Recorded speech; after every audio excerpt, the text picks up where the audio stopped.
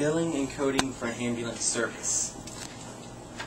I have worked for an ambulatory company for 2 years now. When I first started, I had to start small with simple tickets and filing and work my way up slowly. But in the course of about 3 months, I started doing about 70% of the company's revenue.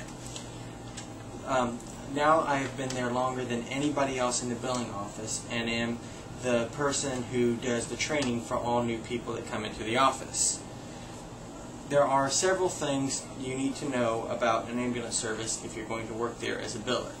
First off, there's more than one type of ambulance service.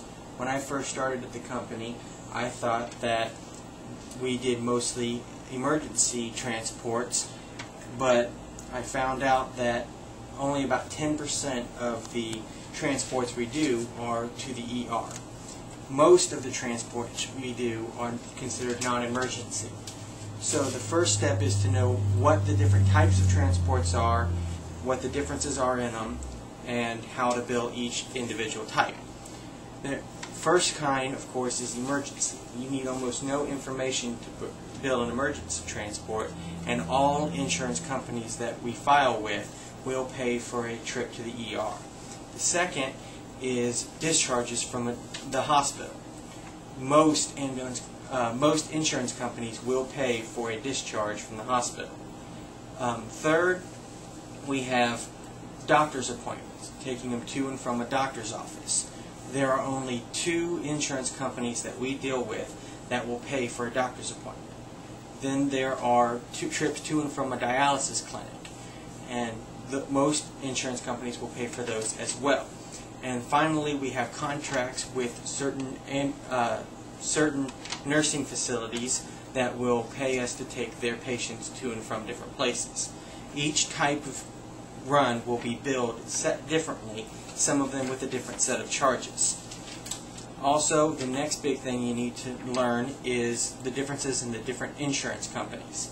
Every one requires different things in order to pay for a ticket.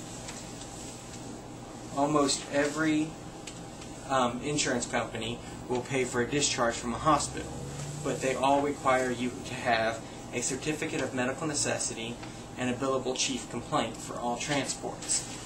There are a lot of things that fall under the category of chief complaints, and then there are a lot of things that sound like a good complaint, but an insurance company will not cover a transport for those reasons. Several insurance companies require you to have a prior authorization number before you pick up a patient.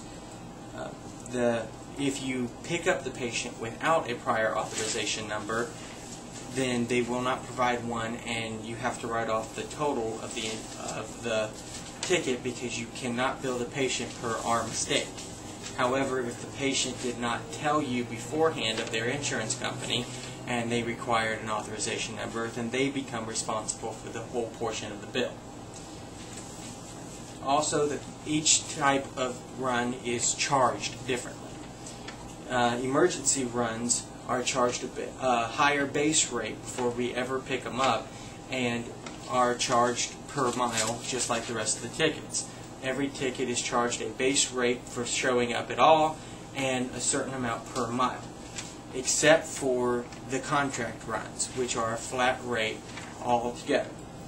You have to know which types of charges to put on which tickets. Some ambulance companies have a complicated charging system where they charge for every detail of care that was given. Different cares that are provided to the patient while in the truck will change the charges that will be given at the end of the ticket. Finally, anyone can be a biller and a coder. It's not too difficult to learn, but it does take time. As long as you have some time and patience and can pay attention to the details, then anybody has the ability to learn it. It just takes a little while to work into the capacity and to be able to deal with the more complicated things. You have to take the time to learn all the different steps. You have to know what the transport is being taken for, where it's going, where it's coming from. You have to know all of it. Thank you.